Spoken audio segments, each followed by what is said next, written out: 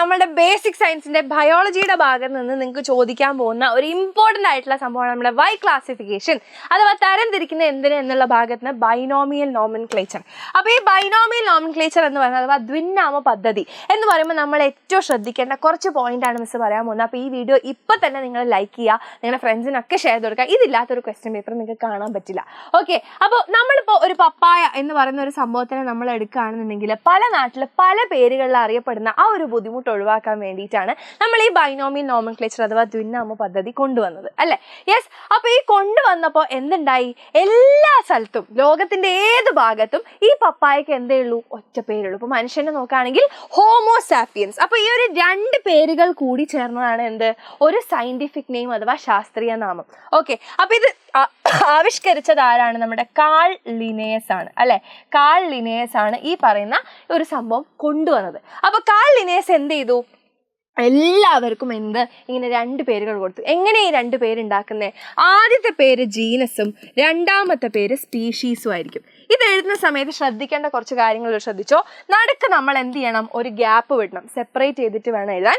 കൈകൊണ്ട് എഴുതുകയാണെങ്കിൽ നമ്മൾ അതിനെ സെപ്പറേറ്റ്ലി അണ്ടർലൈൻ ചെയ്യണം. അതായത് ഹോമോസാപ്പിയൻസ് എന്ന് നിങ്ങൾ എഴുതുകയാണെന്നുണ്ടെങ്കിൽ അതിനെ നമ്മൾ എന്ത് ചെയ്യണതാ? ഇങ്ങനെ അണ്ടർലൈൻ ചെയ്യണം. ഓക്കെ, ആൻഡ് ആദ്യത്തെ ജീനസ് എഴുതുമ്പോൾ അത് ക്യാപിറ്റൽ ലെറ്ററിൽ എഴുതണം. സ്പീഷീസ് എഴുതുമ്പോൾ ആദ്യത്തെ ലെറ്റർ സ്മോൾ ലെറ്ററിൽ വേണം എഴുതാൻ. ഓക്കെ, ഇത് വളരെ ഇമ്പോർട്ടൻ്റ് ആയിട്ട് ഓർത്ത് വെക്കേണ്ട ഒരു കാര്യമാണ് കേട്ടോ.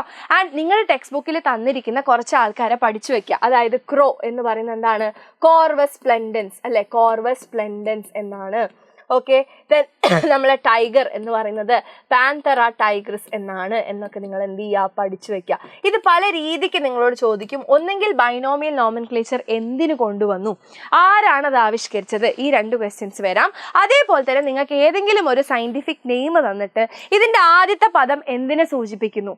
ജീനസ് എന്ന് പറയണം. രണ്ടാമത്തെ പദം എന്തിനെ സൂചിപ്പിക്കുന്നു? അപ്പോൾ പറയണം സ്പീഷീസ് എന്ന്. ഓക്കെ, അപ്പോൾ ഈ രീതിക്കാണ് ഈ ഭാഗത്ത് നിന്ന് നിങ്ങൾക്ക് ക്വസ്റ്റ്യൻ വരാം. അപ്പോൾ എങ്ങനെ വന്നാലും എന്ത് ചെയ്യണം? എഴുതാൻ വേണ്ടി നമ്മുടെ ടെക്സ്റ്റ് ബുക്കിൽ തന്നിരിക്കുന്ന എല്ലാ സയന്റിഫിക് നെയിമുകളും എഴുതി പഠിക്കുകയോ വായിച്ച് പഠിക്കുകയോ ചെയ്തിട്ട് എന്തായാലും നിങ്ങൾ മനസ്സിൽ വെക്കുക. ഈ ഒരു സംഭവം ഇല്ലാത്ത ക്വസ്റ്റ്യൻ പേപ്പർ ഉണ്ടാവില്ല, ഇതെന്തായാലും ഉറപ്പാണ്. അപ്പം മിസ് നിങ്ങൾക്ക് ഒരു കുഞ്ഞു ചോദ്യം തരാൻ പോവാണ് കേട്ടോ. അതിൻ്റെ ഒരു ഉത്തരം നിങ്ങളൊന്ന് നമ്മളുടെ കമൻറ്റ് ബോക്സിൽ കമൻറ്റ് ചെയ്യാം. ഓക്കെ, കൊക്കോസ് ന്യൂസിഫറ എന്ന് പറയുന്നത് നമ്മുടെ തേങ്ങ. ഓക്കെ, നമ്മുടെ നാളികേരത്തിന്റെ സയന്റിഫിക് നെയിമാണ്. ഓക്കെ, അപ്പോൾ അതിൽ ഈ ഒരു ന്യൂസിഫറ എന്ന് പറയുന്നത് ജീനസിനെയാണോ സ്പീഷീസിനെയാണോ കുറിക്കുന്നത് എന്നുള്ളത് ഒന്ന് താഴെ കമൻറ്റ് ചെയ്യാം.